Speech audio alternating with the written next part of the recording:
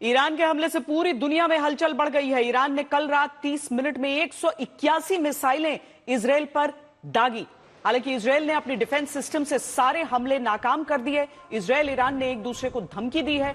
डर है कि कहीं युद्ध तेज न हो जाए। ईरान इजरायल के युद्ध का असर अब भारत में भी दिखने लगा है। दिल्ली में इजरायल एम्बेसी की सुरक्षा बढ़ा दी गई है। दिल्ली पुलिस ने पूरे इलाके की घेराबंदी की है। वहीं एयर इंडिया ने बयान जारी कर कहा कि हालात पर पूरी नजर है। मध्य पूर्व देशों की उड़ानों का मूल्यांकन किया जा रहा है।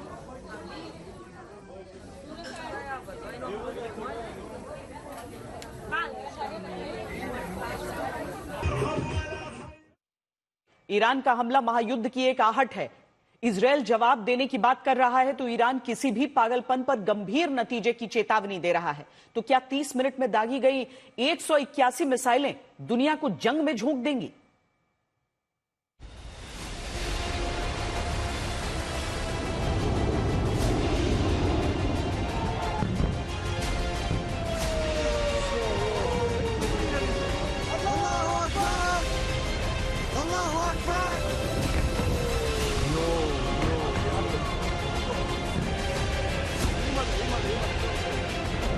दनादन 180 बैलिस्टिक मिसाइलें।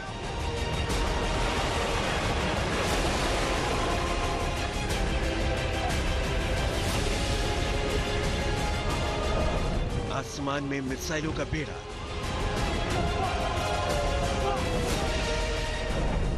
निशाने पर इजराइल के शहर।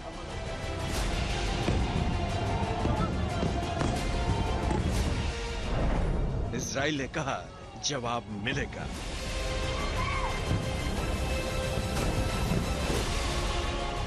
ये ईरान की तरफ से मंगलवार की रात 10 बजे दागी गई सैकड़ों मिसाइलों में से कुछ हैं, जिनके निशाने पर इजराइल के कई शहर हैं। मंगलवार की रात इजराइल के तमाम बड़े शहरों के आसमान पर ये मिसाइलें और रॉकेट नजर आए। ईरान ने आशंका के मुताबिक ही नसरल्लाह के खात्मे का बदला लेने के लिए 6 महीने के भीतर ही इजराइल पर दूसरा बड़ा हमला बोल दिया।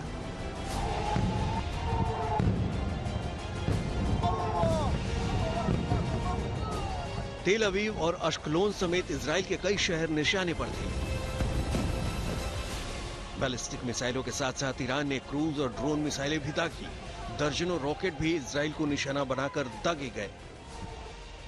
ईरानी मिसाइलों का रूट लेबनान से होकर था। यह लेबनान का आसमान है। ईरानी मिसाइल हमले का दूसरा रूट जॉर्डन से था। जॉर्डन के आसमान से गुजरती दर्जनों मिसाइलें कैमरे में कैद हुई।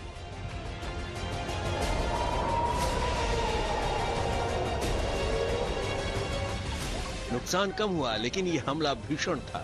यरूशलेम के आसमान पर ईरानी रॉकेटों की भरमार दिखी।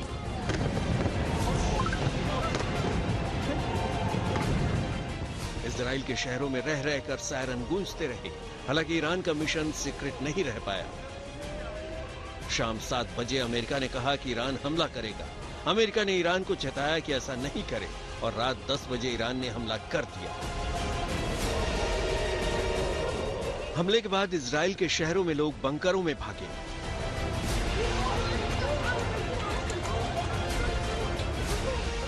ये देखिए कैसे डरे हुए लोग सड़कों पर बैठे हैं। सैनिकों ने मोर्चा संभाल रखा है और उनसे कुछ दूरी पर ईरानी मिसाइलें और रॉकेट गिर रहे थे।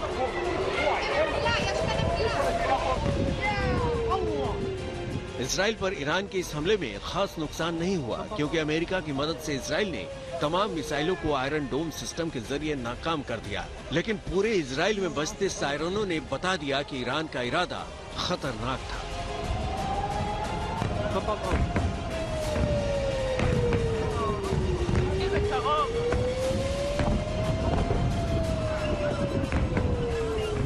आज तक हमारे साथ 2 खास मेहमान इस समय जुड़ रहे हैं।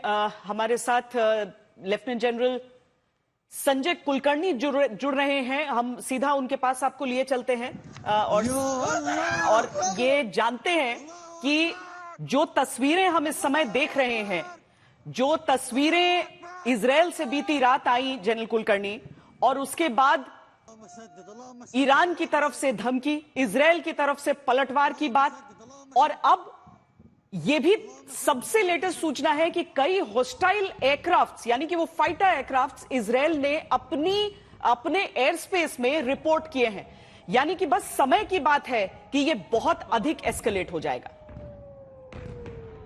धन्यवाद श्वेता जी। मैं कहूंगा जरूर इसमें कोई शक नहीं कि बहुत ही नाजुक स्थिति है।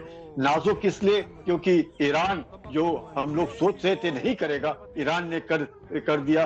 चाहे सहानुभूति के लिए हो, अपने आप को दिखाने के लिए, और खासकर जिस प्रकार से नसरुल्लाह को मारा गया, जिस प्रकार से हानिया को ईरान के अंदर मारा गया, तो उसको लेकर के एक मैं कहूंगा द्वेष था ईरान के बीच, और लोगों को लग रहा था कि ईरान कर नहीं रहा जो ईरान की प्रॉक्सीज जो हैं लड़ रहे हैं लगातार। हमास 11 महीने, अब 1 साल हो गया लड़ रहा है, उसके बावजूद भी उसने अपने मैं कहूँगा सरेंडर नहीं किया है। अभी भी 100 होस्टेजेस पकड़ के बैठा है।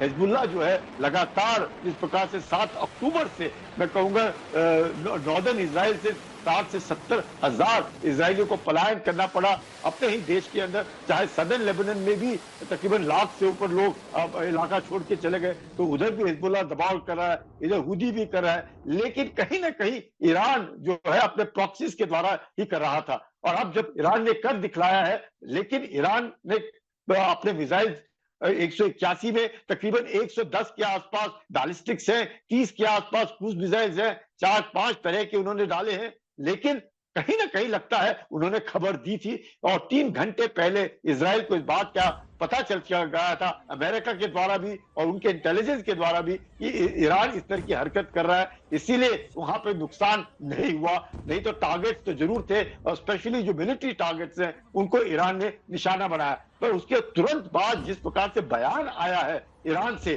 कि हम इसके बाद ये आखिरी है, हम नहीं करेंगे और सिर्फ रिटेलिएट करेंगे अगर इजराइल रिटेलिएट करता है। तो अगर इजराइल ने कहा है कि हम अपने समय पे अपने वक्त पर काम करेंगे, तो मुझे लगता है कहीं ना कहीं अमेरिका जो है जिसने मदद किया इजराइल का, नहीं तो इतने सारे मिसाइलों को नीचे गिराने में, क्योंकि प्रेसिडेंट बाइडेन ने भी कहा, वो अपने नेवी को आदेश दिए कि ईरान की मिसाइल्स को नीचे गिराया जाए। उसके बाद उन्होंने कहा है, जिस प्रकार के शब्द उन्होंने इस्तेमाल किए कि हम इजराइल के पीछे खड़े हैं, तो ये दर्शाता है कि अमेरिका इजराइल के साथ है। तो ईरान को भी मालूम है कि क्या हो सकता है। यही नहीं, वाइस प्रेसिडेंट कमला हैरिस ने भी कहा है कि हमारे इंटरेस्ट जो है, अमेरिकन इंटरेस्ट को अगर कोई झटका पहुंचता है तो हम भी ईरान के बरखिलाफ कार्रवाई करेंगे। जिस प्रकार से नसरुल्लाह को उन्होंने कहा है कि उसके मरने से जो होना है major of justice has been done, उसको लेकर के भी देखा जाए। और जिस प्रकार से इजराइल के ऊपर जो हुआ, वहां पे ईरान में भी गर्मजोशी दिखाई गई, और जिस प्रकार से सेलिब्रेशन सारी जगह फिलिस्तीनियों के बीच हुआ, तो कहीं ना कहीं लगता है कि युद्ध जो है को बचाने के लिए कोशिश की जाएगी, और अमेरिका जो है जरूर कोशिश करेगा, क्योंकि ईरान जो है जानता है कि अगर उसने इससे कुछ ज्यादा किया, और वो करने के लिए राजी भी नहीं है, क्योंकि उसने पहले ही बता दिया है कि हम इससे ज्यादा नहीं करेंगे। लेकिन इजराइल जो है इस दौरान जो अपना जो ग्राउंड इन्वेजन है उसको लेकर के मुझे लगता है ये 1-2 दिन के अंदर कहीं ना कहीं वो लिटनी रिवर तक जाकर के एक बफर जोन बना करके अपने जो डिस्प्लेस्ड लोग हैं नॉर्दर्न इजराइल से, उनको बसाने की कोशिश करेगा, और ये दिखाएगा कि तकरीबन थिंग्स आर नॉर्मल। अगर ये हो गया तो मुझे नहीं लगता है इससे ज्यादा होगा, क्योंकि ईरान दोनों तरफ से कोशिश ये चल रही है कि ये दिखाया जाए कि अरे हमको तो नुकसान नहीं हुआ, और ईरान कह रहा है कि हमने नुकसान किया है। उसकी तरफ से कहा गया कि उसके अहम इंस्टॉलेशंस, मिलिट्री इंस्टॉलेशंस को टारगेट बनाया गया है, कुछ तस्वीरें दिखाई गई। लेकिन ये सारी चीजें जो हैं उसमें सबसे बड़ा सवाल कि क्या ये महायुद्ध के तौर पर आगे दिख सकता है। मेजर जनरल संजय सोई भी हमारे साथ जुड़े हैं, लेकिन एक छोटे से ब्रेक के बाद सर आपके पास आती हूं। देखते रहिए आज तक।